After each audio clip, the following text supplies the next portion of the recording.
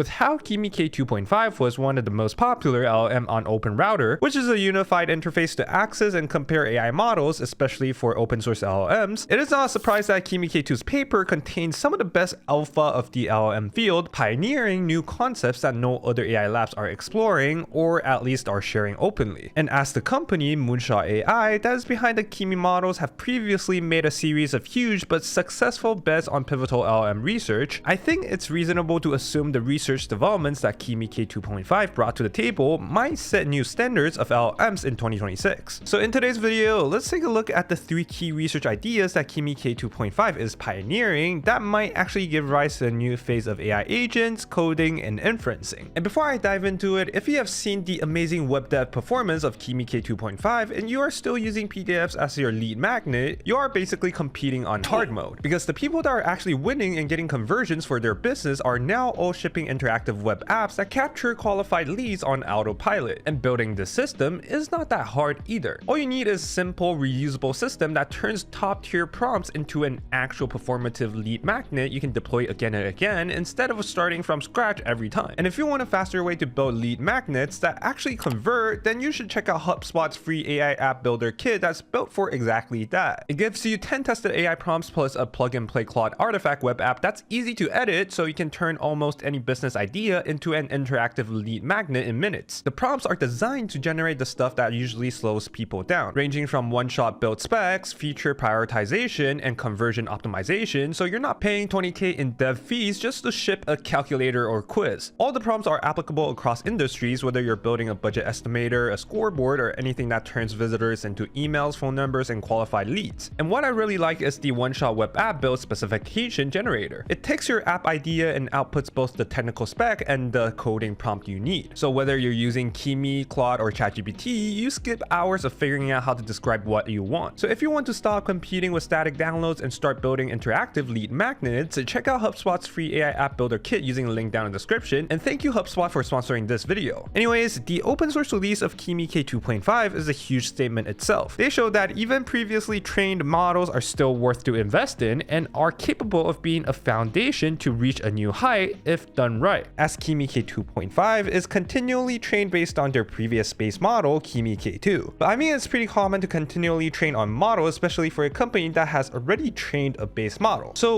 what made Kimi K2.5 so special? Well, what surprised me is that their continual training budget is on a scale that matches the pre-training budget for a base model. And this usually does not happen, especially doing it openly. In fact, 15 trillion tokens were used to pre-train Kimi K2, and another 15 trillion tokens were used to continually train Kimi K2 to make Kimi K2.5. For comparison, DeepSeek v3.1 was continually trained with less than 1 trillion tokens from DeepSeek v3. And in v3's pre-training, it also used around 15 trillion tokens. The difference between their ratio is just way too big. So you can say that if you take another 15 trillion tokens and train on top of DeepSeek v3, you are pretty much guaranteed to get a new state-of-the-art model that may even beat Kimi K2.5, which is what this release implies on a broader scale. And since this model beats the likes of Claude 4.6 Opus, Gemini 3 Flash, topped the open source model leaderboard, and now the most popular model on OpenRouter, this is big news. But of course, it is not just as simple as slapping 15 trillion more tokens onto the model would guarantee you a state-of-the-art performance. The 15 trillion tokens are actually a mix of vision and text tokens, not just only text. And this is where things would start to get interesting, because Kimi K2.5 is no longer just a text model that got more text data. It evolved into a native multimodal model that was trained jointly on vision and language from the ground up during the continued training phase. But unlike the typical way where others usually take a finished text model and slap a vision module on top and try to salvage the model while injecting image tokens at a high ratio to make it multimodal, Moonshot AI took a different approach, as they found this is actually the worst way to do it. Within their ablation studies, they found that early fusion with a lower vision ratio in the data converges better, especially at a 1:9 ratio, as late injection causes this dip and recover pattern where text performance drops when vision suddenly enters the mix, which just looks like a salvaging behavior. So in short, they took the Kimi K2 base model and turned it into a vision language model and jointly pre-trained text and vision at scale, with the key architecture blocks now being a vision encoder called Moon VIT3D, an MLP projector, and the Kimi K2 language model. The Moon VIT3D is not a tiny vision encoder either. It's designed to handle images at native resolution, which means no tiling, but more importantly, it's built to unify images and videos in the same embedding space. They treat up to 4 consecutive video frames like a spatial temporal volume, flattening it into one sequence and run the same attention mechanism across space and time. And to connect visual tokens semantically with text tokens, the MLP projector is there to mainly bridge between the vision encoder's patch features and the language model's embedding space. So it maps MoonVIT 3D's outputs into something that Kimi K2 backbone can consume. And this mapping is learned during a substage of Vision Transformers training stage, where after training MoonVIT 3D to learn images and videos, which consumes around 1 trillion tokens, there's a very short second stage of it that updates only the MLP projector to bridge the VIT with the LLM for a smoother joint pre-training. Then the 15 trillion mixed tokens are there for the model to learn, with data extending from what was used in Kimi K2, but with modifications like introducing unique tokens, shifting proportions like focusing more on coding, and controlling the max epochs per data source, with vision data like caption data, interleaving data, OCR data, knowledge data, perception, video, and agent data. And after training these 15 trillion tokens, they extended the context window to up to 262,000 tokens with around 500 billion tokens, which seems like a lot for any other models, but in this case, it kind of makes sense. And I would say the highlight of this is them connecting visual layout and code by using image code pairs, so HTML, React, or SVG paired with rendered screenshots will let the model align abstract structure with visual geometry much easier. The same goes for agentic plus temporal understanding. They collect GUI screenshots plus action trajectories and diverse video sources for both hour-long comprehension and fine-grained perception. However, all these data doesn't really guarantee the performance of vision models, because a big problem for vision data is that how do we incorporate reasoning and tool use into vision in the post-training process? For text, it can easily do that because function calls can just be described in text. But how about vision? Multimodal RL doesn't naturally do vision-based tool use. So in the post-training process, Moonshot AI developed a really clever workaround to enable vision tool use. They called this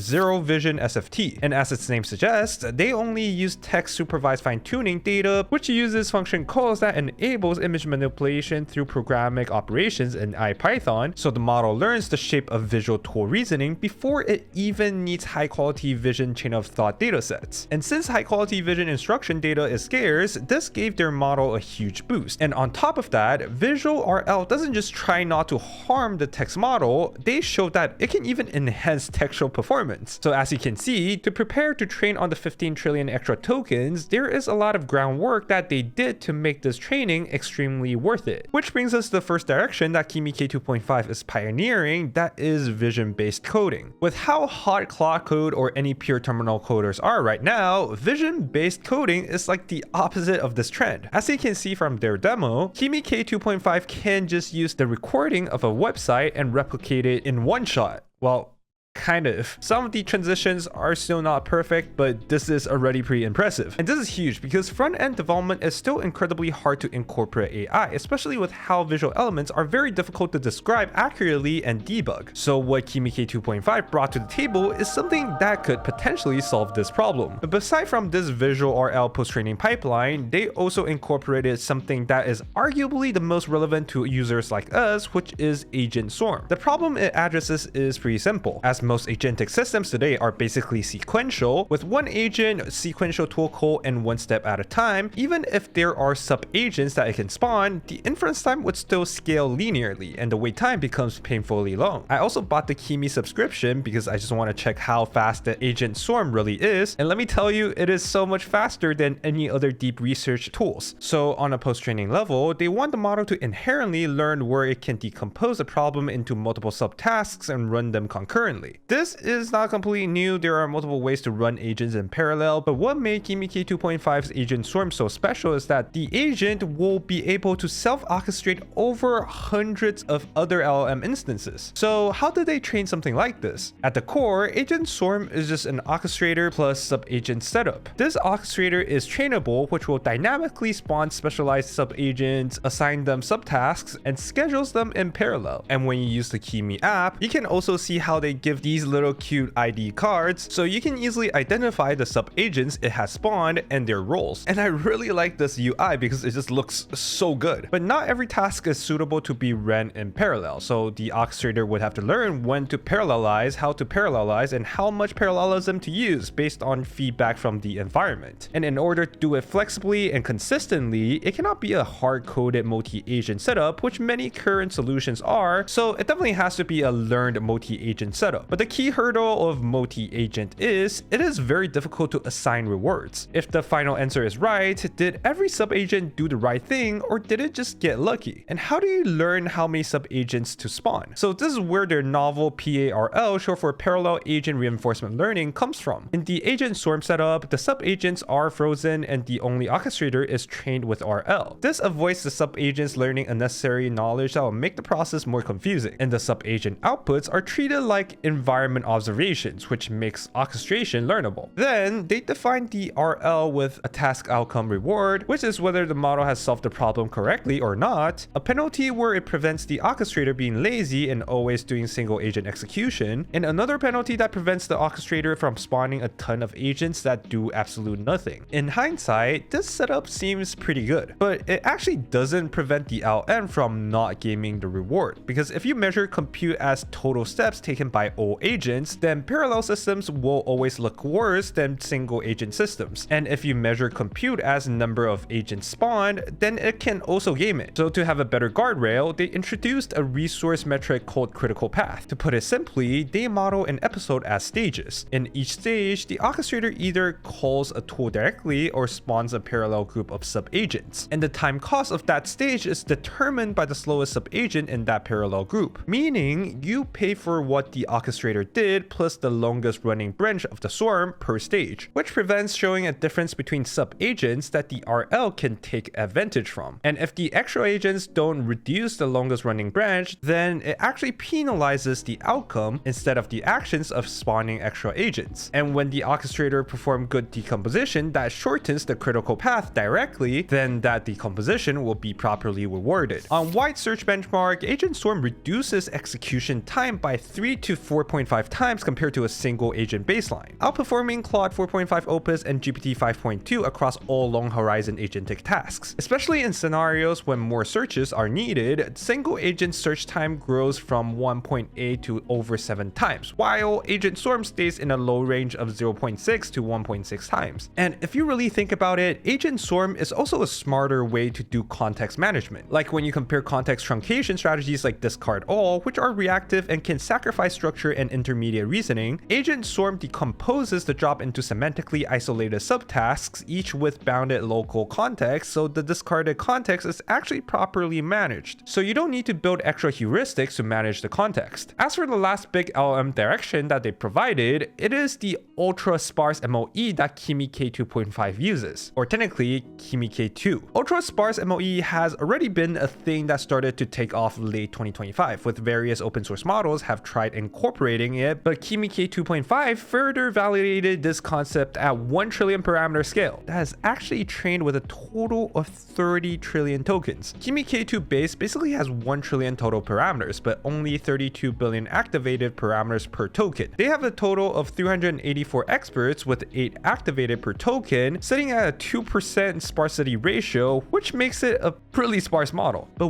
why this sparse? First of all, in this scaling law results from Ling 2.0 report published by Ant Group back in October 2025, they showed that activation ratio is the primary driver of MoE efficiency, and efficiency gains increase as sparsity increases, and this relationship stays consistent even at extremely low activation ratios. Apart from that, Ling 2.0 report also found that MoE efficiency leverage is not fixed. It scales with compute budget, which means as compute investment increases, the efficiency advantage becomes more obvious, which for Kimi K2.5, when you are training that many tokens, saving just a tiny bit of compute could save a lot of money. There are also the theoretical benefits where having 384 experts lets the router carve up the space more cleanly than only having like 8 of them. So instead of one expert handles all coding-ish tokens, you can end up with clusters of experts that specialize in much granular concepts. And in a dense model, or not a super sparse MoE model, when you keep training that hard, aka dumping another 15 trillion tokens, you would be constantly updating the parameters, even when the parameter is not really relevant. However, with an ultra-sparse MoE, the updates are naturally routed and more targeted so the model can observe new distributions while preserving old competencies better, because every token doesn't necessarily need to hit every single weight in the model. So this is what makes high expert count and high sparsity a theoretical structural advantage over a typical model that modifies too many weights at every pass. And if you want to learn more about how MoE works, I recently published a new chapter on intuitiveai.academy specifically about mixture of experts. It goes into extreme detail of its history, popular methods, and key developments, all explained intuitively. Besides this new chapter, we also have all the LLM fundamentals explained in a way that reads like a novel so you can easily follow it. Go check it out now and use code EARLY to get an early launch 40% off discount on yearly plans. But yeah, the amount of golden knowledge Moonshot AI has published in one single model report is incredible, especially with all these takeaways from the paper while open sourcing the model. I have nothing but respect for their efforts in open research. And this is going to bring the AI field even further as it provides other non-AI lab companies to compete with Google, OpenAI, and Anthropic. As there are more competition, the cheaper and better LLMs will become. And thank you guys for watching. A big shout out to Spam Madge,